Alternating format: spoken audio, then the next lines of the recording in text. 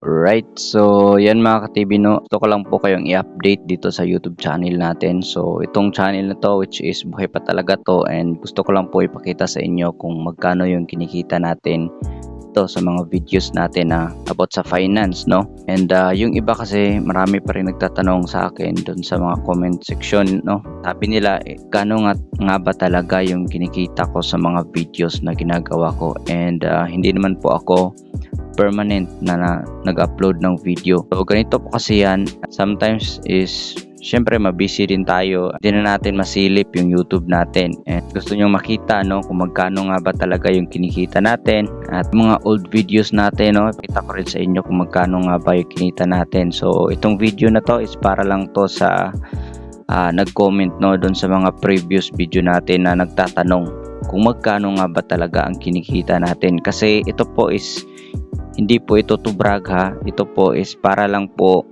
ma-aware yung mga nagsisimula pa lang, no, yung mga new content creator na gusto nilang malaman, no, kung magkano nga ba talaga yung expected na sasahurin nila, or magkano yung expected ma-earn nila dito sa paggawa ng content, no. Yung video ko is about po siya sa finance, no. So kung yung content nyo is about vlogging, so magkaiba po yung RPM natin, or yung tinatawag na magkano yung count ng sahod, no, per 1k views. So sa akin, pag finance, alam nyo na mataas talaga yung RPM nyan, or yung ibibigay ng mga advertiser sa atin. So kung papansin nyo dito, no, last upload ko, which is 2 months ago pa, itong video na to, titignan natin itong how to claim free 150 pesos in Maribank. So titignan natin kung magkano nga ba yung kinita ko sa video na to, and nagkaroon lang ito ng 1.2k views. So check natin, and yung duration ng video na to is 4 minutes lang po siya. Okay, 4 minutes and 5 seconds. So kung mapapansin nyo, hindi siya gaano kahaba, pero check natin kung magkano yung kinita natin dito. Okay, so unang gagawin natin, i-describe natin dito sa video performance natin. Kung mapapansin nyo, sa loob ng 83 days and 19 hours, ito lang yung nakuha nating views. Nasa 1.2k views lang po siya. And sad to say, no, hindi naman talaga lahat ng video is mag-skyrocket talaga yung views. Yung iba is need pa talaga ng ilang buwan bago siya mag-skyrocket, no. So katulad nito, yung impression click-through rate niya sobrang taas, and then yung average view duration is nasa 1 minute and 24 seconds lang. So hindi pinanood ng buo sa ibang viewers natin. So okay lang, at least 1 minute and 24 seconds yan. So napakalaking halaga na po niyan, kasi nga 4 minutes lang naman ang video na to. So okay lang po sa akin yung average view duration na to. So titignan natin, no, dito sa video performance, click natin yan, and makita nyo po dito yung video natin is nagkaroon siya ng 34% sa audience retention. So mas maganda talaga kung umabot ng 50% audience retention, kasi alam nyo, pag malaki yung audience retention nyo, is syempre expected na malaki din yung ibibigay na views nyan. Okay, so scroll down tayo. So dito makikita nyo sa YouTube search talaga, kadalasan hinahanap or nakikita yung videos natin. Okay, so pakita ko sa inyo yung revenue. Jump na tayo. Makikita nyo dito itong video na to, 1.2k views siya, pero yung kinita niya is $6.3. So napakalaki po ng earnings niya, no. Yung RPM is $5.05.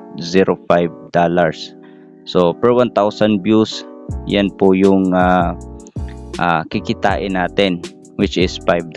So example is nagkaroon tayo ng 100k views. So expected na $500 din yung kitain natin sa video na to. So kung mag 100k views ito, no, so magdepende pa rin. And dito sa how much advertisers pay, ito po yung binabayad sa advertisers sa video natin, which is itong $6.04, and itong 5.05, yan po yung linis natin, which is may cut na po si YouTube dyan. So sa kanila na po yon, kasi nga nanghiram lang naman tayo ng platform sa kanila, so syempre may bayad din yan sila. So yung $5 lang talaga per 1k views yung pwede natin kitain dito. And makita nyo dito saan ang galing yung pera, is galing lang po lahat sa ads, no, and YouTube Premium. So bihira lang yun sa YouTube Premium, pero kadalasan is sa ads. So ngayon, check natin yung ibang videos para malaman nyo kung ano yung pinagkaiba. Okay, so yung unang video natin about po yun sa finance, kasi nga Maribank yun and banking po yan. And dito naman tayo sa earning application, which is finance din ito, pero ang pinagkaiba nito, which is hindi siya bangko, no? So alam nyo naman, pag hindi bank, syempre expected din niya na hindi malaki yung generate nyo.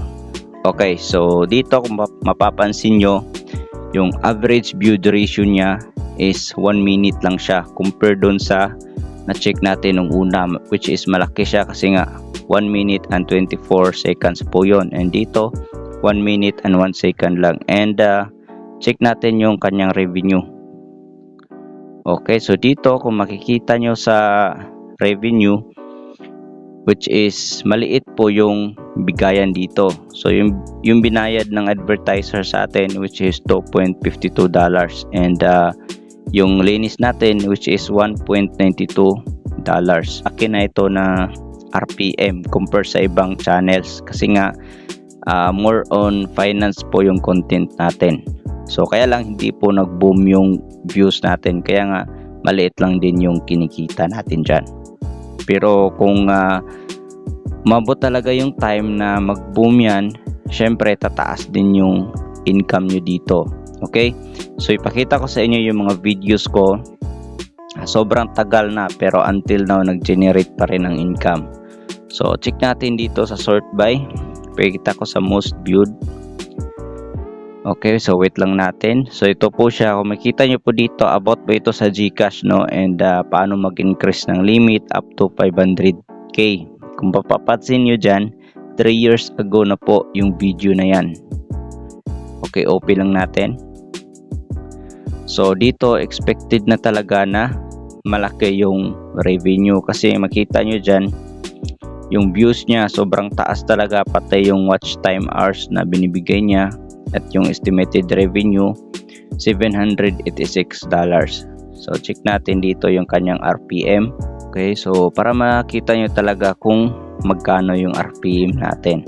Mapapansin nyo po dito yung bawas ni YouTube sa advertisers, no, is maliit lang po talaga. So meron tayong $2.26 per 1k views.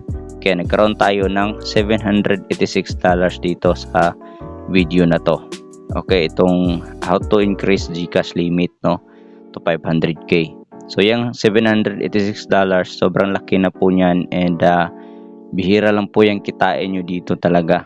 So sa YouTube, tip ko lang po sa inyo, kung gusto nyo talagang kumita ng malaki dito, so mag-content po kayo dito na talagang papanoorin talaga kayo ng mga tao. Kasi nga pag mag-content kayo dito na parang wala lang, syempre expected na parang wala lang din yung kikitain nyo.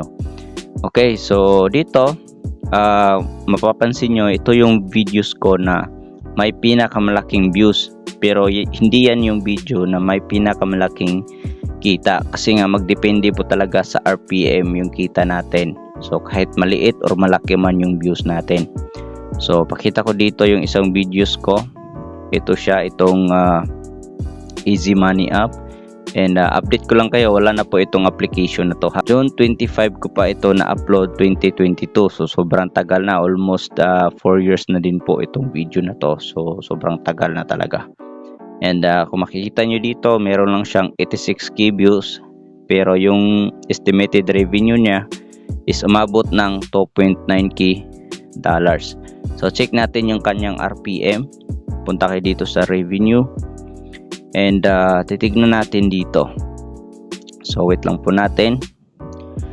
Okay, so dito kung mapapansin nyo, meron tayong 2.9k na revenue. And ito yung binibigay ng advertiser sa atin. So dito $33 lang, pero yung binigay ni YouTube is $33.88. So sa case na to is nagdepende talaga to sa uri ng video na ginagawa natin, no.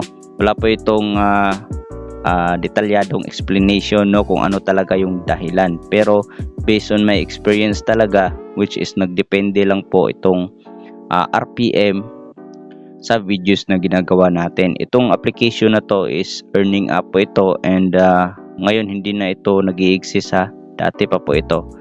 Pero yung kinita natin dito, which is sobrang laki talaga, almost 3K na, almost $3,000. So nasa 170K na din po yan, no, sa pera natin. So yan po yung kinita natin, no, and sa mga viewers natin dyan na nagtatanong kung magkano yung kita natin, so ayan na po, pinakita ko na po sa inyo. And sa gusto pong mag-start ng mag-vlog, so start na po kayo ngayon, kasi nga sa next year, no, February 1, so magbago na po yung monetization requirements ni YouTube. So habang maaga pa, may chance pa kayo, so mag-grind na po kayo para ma-monetize na po kayo this year. Okay, kasi nga next year medyo mahirap na talaga magpa-monetize. Okay, so yun lang po yung video natin today, and sana po nabigyan ko po kayo ng idea, no, para sa mga gustong mag-vlog dito sa YouTube. And syempre dun sa mga nagsisimula pa lang, so pagpatuloy nyo lang po yung ginagawa nyo, and make it sure lang talaga na yung content ang ginagawa nyo is papanoorin talaga ng mga tao, para syempre malaki din yung kita nyo dito sa YouTube. Okay, so yun lang po yung video natin, and hanggang dito lang po. And God bless, and see you in my next video. Peace out.